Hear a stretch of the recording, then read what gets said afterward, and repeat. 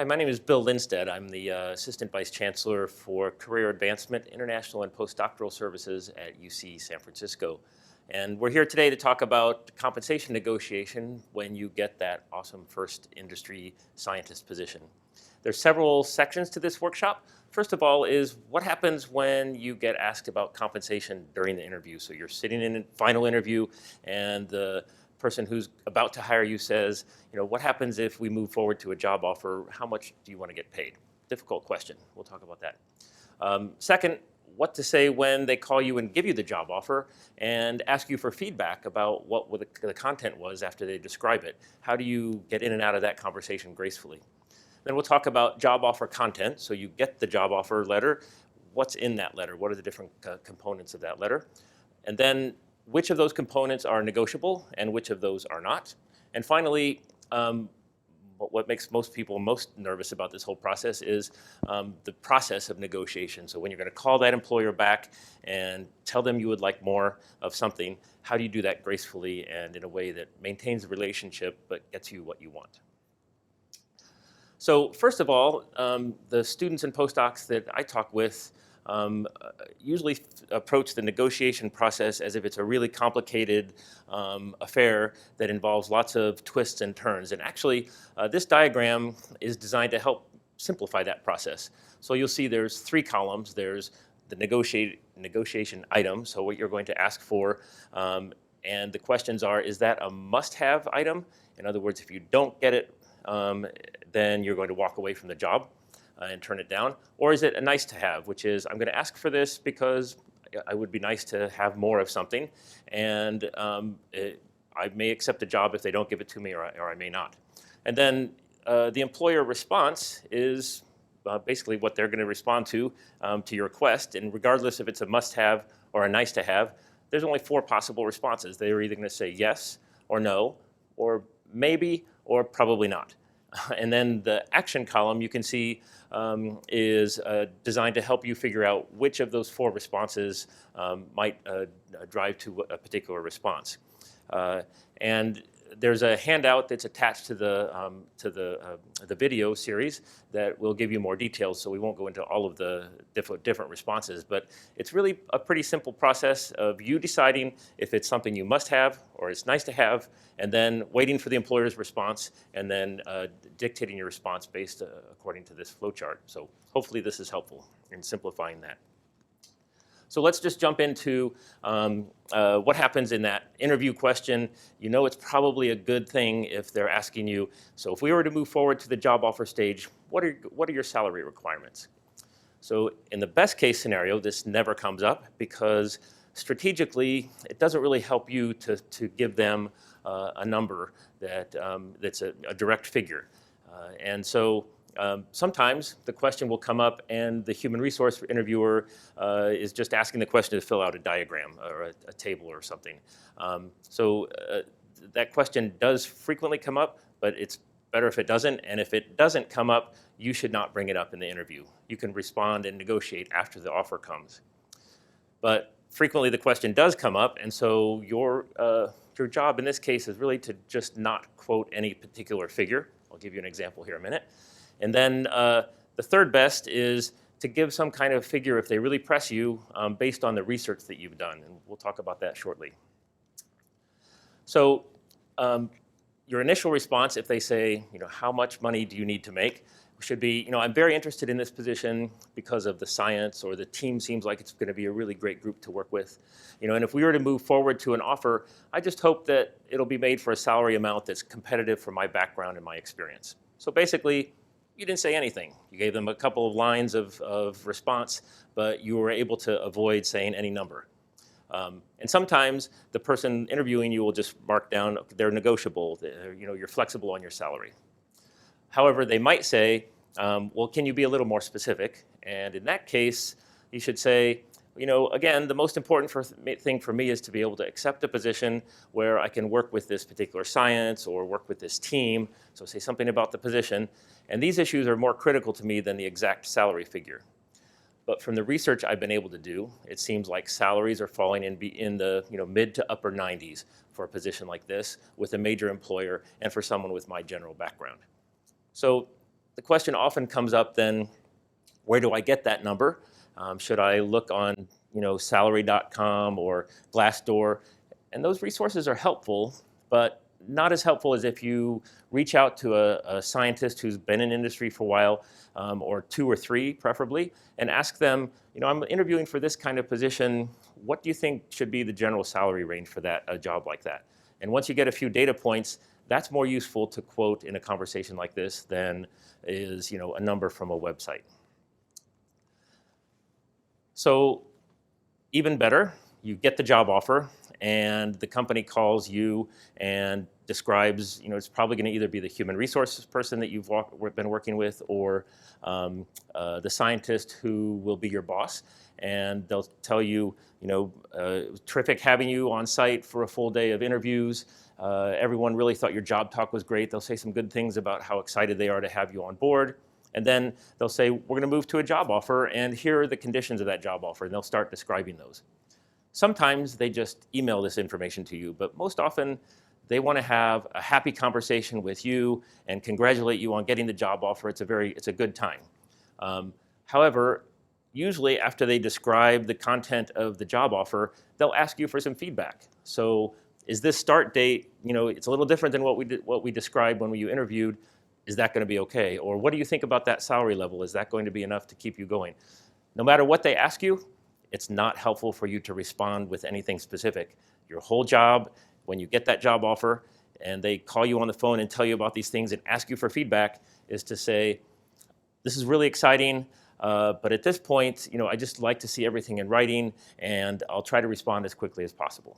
So even if there's something that you really, really need and it's not in that job offer, don't bring it up now. And even if it's way above the salary level that you even dreamed of, it's still not good to say, yay, I got a job offer and it's more than I expected. Yes. So there's nothing you can do in that moment that is going to help you respond as well as you could if you had a time to think about it and call them back later. So here's what you might say. This is really great news. I also felt like there was great potential fit when I was visiting your company. And I really appreciate everything you've done so far in this process. Would it be possible to send everything you've just described in a quick email? It would be really helpful if I could just take a look at all the details, and then I'll be able to organize any questions I might have and respond by the date they tell you. And usually that's going to be a week or less. So this is the best way to respond, and then you'll get the offer letter and you'll think about how you're going to respond. We'll describe that later, how you have that call back. So then you get the job offer. They'll send it to you in an email. Sometimes they'll FedEx it to you. And the offer letter will include a number of different components. The job title and classification, so Scientist 1 or Senior Scientist or Associate Scientist, some level of classification within a job title. The start date, it'll probably say, confirm who your supervisor is, and then there'll be a section for money where they talk about, the salary and if there's a signing bonus or an annual bonus structure, stock options, and then there will be some content about benefits. Usually these offer letters are a couple of pages, and some of these items are negotiable, some are not. But I thought it'd be helpful to step back and take a look at the money components of that job offer letter. So first of all, how do entry-level non-academic salaries work? Typically, they're a range within a classification. So for all Scientist 1s in our company, we pay people between $90,000 and $100,000. And if you wanted $110,000, if that was your goal, that's not a Scientist 1 job at our company. So that has to be some other issue. And by the same token, a lot of postdocs and students are worried about what if I tell them ahead of time that I'm a postdoc making $50,000, are they going to pay me $60,000 when other people are making $90,000 at that company? No. So if it's a $90,000 to $100,000 job, they'll keep you in that bracket. So you can feel safe about that. And then typically also, they have, at a larger company, they'll have a pretty clear idea of, for an entry-level person coming right out of a university setting, research setting, we're going to start somebody, at the 30th percentile within that range. So they have a pretty specific idea before they ever interview you of how much they're willing to pay you, and those ranges are pretty narrow. We'll say a little bit more about that. Sometimes when you ask for more money, the person you're negotiating with will say, for equity reasons, we can't really move much on this salary. And what that means is if the range was 90, 100,000, they offered you 93,000, and you wanted in the upper 90s, and there's somebody who's been there longer in the department making 95,000, and you ask for 98, they probably can't go there, because then it would be perceived to be unfair to that person who's been there longer in that same job title, doing the same job that you'll be doing. So that's when someone says, for equity reasons, we really can't move, they're usually signaling that issue, and it's, I usually trust that. Another interesting thing that a lot of people don't know about is companies come to their salary offer numbers based on benchmarking information, especially in large science employment markets. So, in the US, San Diego, San Francisco, Boston, some of the bigger biotech markets, they have consulting firms that sell their services to the biotech companies.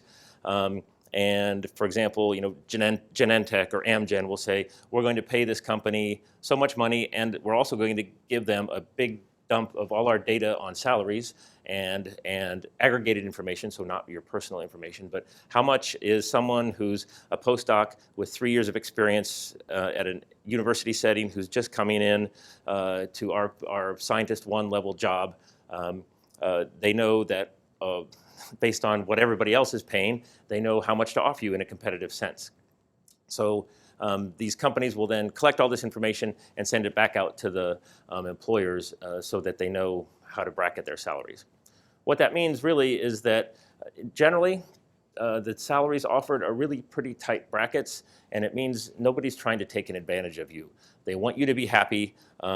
They probably don't have a lot of room to move on their salaries, but often when you ask for more, because they want you to be happy and they want to know that you're happy coming into the job, often we see that when someone asks for more, they get a little bit more.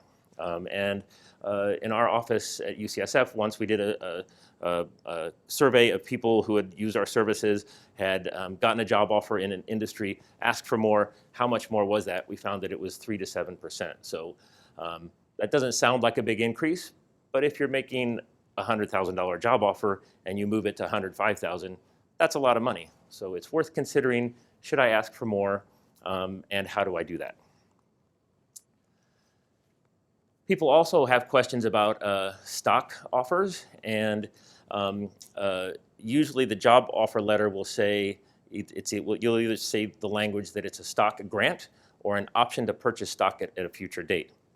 A stock grant means, if the letter says, when you sign this and come on board with our company, part of your compensation will be a grant of 5,000 shares of stock or 1,000 shares of stock. What that means is they're giving you that piece of ownership in the company. It's great. It's not usually too common. More often what you see is an option to purchase stock at a future date at a discounted price. That price is called the strike price, and the amount of the strike price is usually dictated by the value of a share on your first month of work. But that's something you might want to ask about when you're getting more information. What is the strike price right now, and how is that determined? It'd be a good question to ask the employer.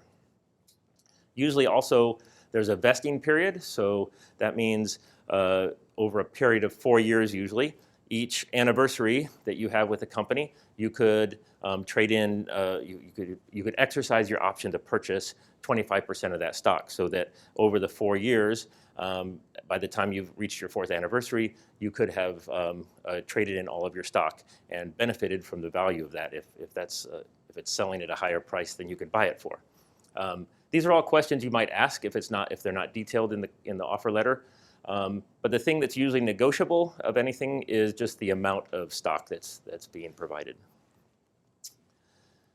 And then sometimes people ask about one-time cash bonuses or annual bonus plans. The things to look out for are, well, first question is an annual bonus different from a one-time signing bonus? And if it's a one-time signing bonus, the question is, Is this related to moving expenses, or is this separate? So you should clarify those things and what the money is used for. And then you should be clear on when the money is being given to you. Is it when you sign? Is it after your first month or after your first year? Is it tied to the length of time that you stay at the company? So if you leave, if you take the job offer and get the signing bonus and leave in 6 months, do you have to pay that company back? So these are things that you should clarify if they're not written in the letter. And then when you think about what are the items that might be requested in terms of all the items that are in your job offer letter, typically the things that are most negotiated that we see are start date and things related to the money, salary, signing bonus, or stock option or grant. It's unusual that you'd be able to say, you interviewed me for a scientist 1 job. It would be really great if I could have a scientist 2 position anyhow. We have seen this happen very rarely. Another thing that's very negotiable is the relocation package. If you have to move across the country and bring family and household goods with you, a lot of times companies are very flexible around those needs. One thing that's almost never, I'd say rarely negotiable, is vacation time. And so we've seen companies be flexible on trading vacation for salary. So unpaid time off might be something you would negotiate, but even that's pretty rare. But for most people, if you're like, you offered me 3 weeks of vacation, it'd be great to have 5 weeks. Everybody thinks that, but most companies are not going to be very flexible around that. So let's move on into the negotiation process, which is how do you ask for the things that you want and need in a way that maintains the relationship and also gets you what you want and need. And usually this conversation will happen on the phone if at all possible. It's just easier to make that conversation, read the other person's cues than if you're writing emails and back and forth. It just tends to go more smoothly. And usually the negotiation will happen with the person who signs your job offer letter. That's usually a signal that that's who you're supposed to contact back if you need more information. Sometimes that'll be your future boss, the scientist who signs the letter. Sometimes it'll be the human resource recruiter that you've worked with. Occasionally we see job offer letters from the CEO of a major company, and in that case, you probably go ahead and call back the recruiter or the boss, not the CEO. So in this process, you'll have the conversation. You're going to start out positive and mention how much you like some aspect of the position that's not related to the job offer. So the team or the science that they're doing or the products they're working on are really exciting. You're bought into the mission of the company. You can start out on something positive, not related to an item in the job offer letter. And then you'll give a transition or agenda setting statement. So I have a couple of items to discuss after reading over the job offer letter that you sent, or I have 2 requests and a couple of clarification points to go through. And the purpose of this is so that you don't end each item and then say, and another thing, and another thing, and the person listening to you gets fatigued. So you tell them the agenda up front. And then you'll start asking for the things that you want from this, and you'll use leverage, it's called in negotiating parlance. And the leverage is the logic that you're going to use to pry what you want out of the company. And so obviously the best leverage is always another job offer. And often the question comes up, does that other job offer have to be for more money in order for it to be useful in the negotiation if I'm asking for more money from company 2? And the answer is no. There's all kinds of things that you could refer to in company number 1's offer letter that would sound attractive, and then you're just asking company 2, is there anything you can do to make your offer more attractive and make it more clear for me to accept your offer?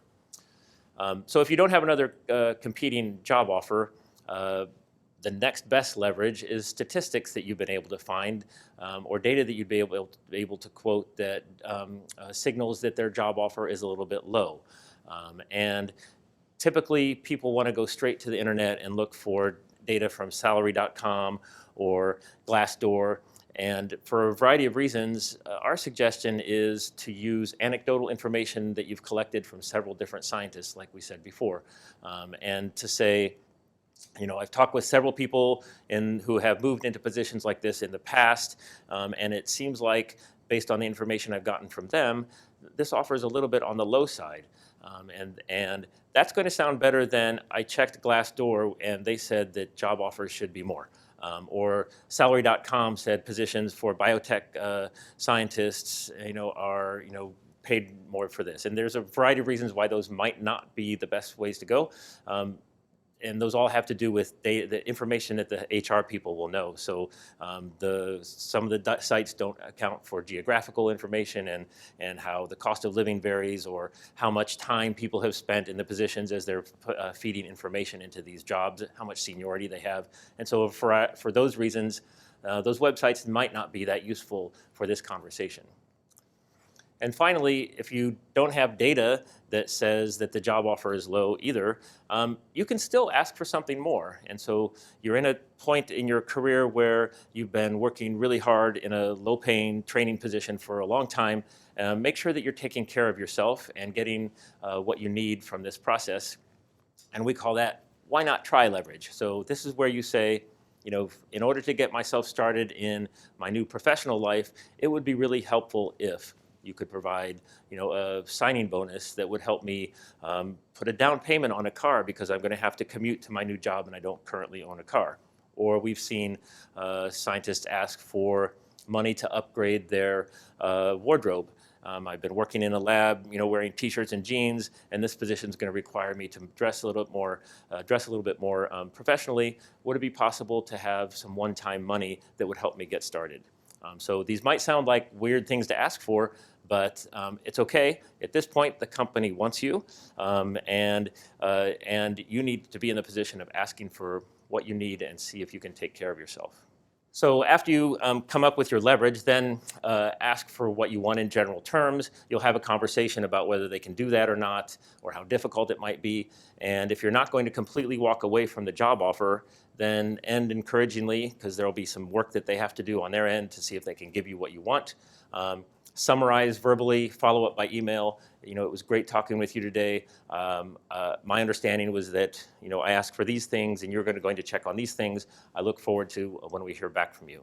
And always make sure you express appreciation for the work that the person is doing behind the scenes, because it is often a lot of work to go back, check equity issues, see if it's a fair amount, reissue the letter, check budgets, and so it seems like they're just typing in some new numbers on an offer letter, but in fact it may be a lot of work. And then you'll decide if you want to take the job offer to begin this, like if you're thinking about how to start this conversation. The first thing you need to know is go into it knowing if you're likely to accept the job or not. So we talked about the nice to have versus must haves. Be really clear about what those are at the beginning. Most of the people I talk to, most of the graduate students and postdocs moving into this first position, especially if they don't have another job offer, they go into this conversation pretty sure they're going to take the job, and they're just asking for something more to see if they can make it better for them. You don't need to negotiate to boost your ego. So if they say, this is, all these items, we don't negotiate, I would take that for what it's worth, and probably not see if you can get more just to boost your ego. But it's okay after a long period of working really hard as a graduate student or postdoc to ask for what you want and need. And then super important to prepare for this conversation. So carefully review the job offer letter, decide what things you're going to ask for in what order, write those items out in bullet point format, and then practice with a partner, get some feedback on how your conversation sounds, because this is an important conversation. Even if you only get a few % more in terms of salary, or a couple $1,000s in terms of a one-time bonus, that's a lot of money, and it can really help you over the course of your career. And so it's a really important conversation to prepare for.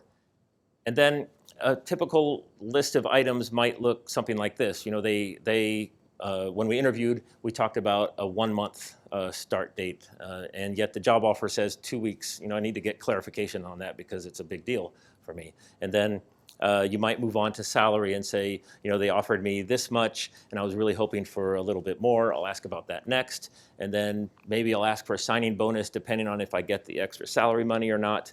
And then at the end, I didn't really understand the stock offer plan, and so I'm just going to ask for a clarification about that.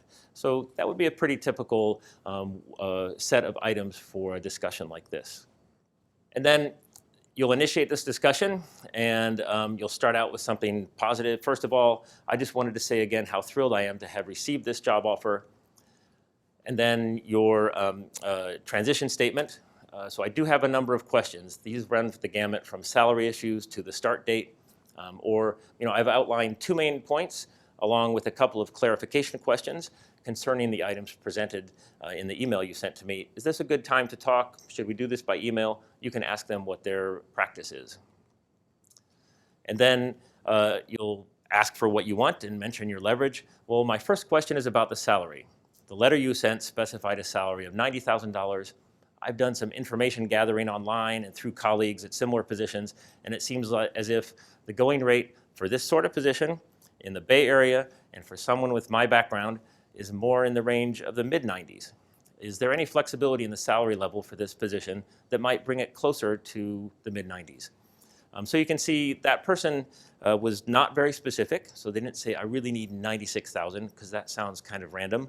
And they went through a lot of detail to make it clear that they had good information.